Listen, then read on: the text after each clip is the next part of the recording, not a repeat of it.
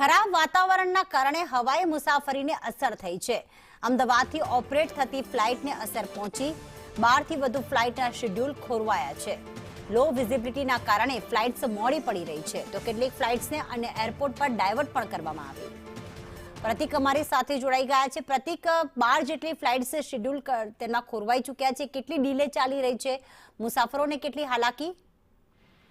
અરબી સમુદ્ર અને બંગાળની ખાડીમાં જે વાવાઝોડું સર્જાયું છે અને આ વાવાઝોડાના કારણે હાલ વાતાવરણ છે તેમાં કમોસમી વરસાદ પડી રહ્યો છે, સાથે જ વિઝિબિલિટી પણ ડાઉન થઈ છે અને આ જ કારણથી હવાઈ મુસાફરીને અસર પહોંચી છે। અમદાવાદ એરપોર્ટથી ઓપરેટ થતી 12 થી વધુ ફ્લાઇટ છે તે ડિલે ચાલી રહી છે, એટલે કે મોડી પડી છે।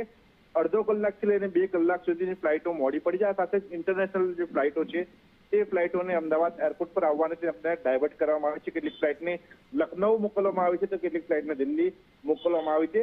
સાથે જ ઉત્તર ભારતમાંથી જે ફ્લાઇટો ઓપરેટ થાય છે તે ફ્લાઇટો પણ મોડી પડી રહી છે, એટલે મુસાફરો છે તેમને હેરાન થવાનો વારો આવે છે, કારણ કે મોટાભાગની જે ફ્લાઇટો છે તે અડધો કલાકથી લઈને 2 કલાક સુધી ડિલે ચાલી રહી છે, જેના કારણે મુસાફરોને હેરાન થવાનો વારો આવ્યો છે। બિલકુલ, આભાર તમામ વિગતો માટે।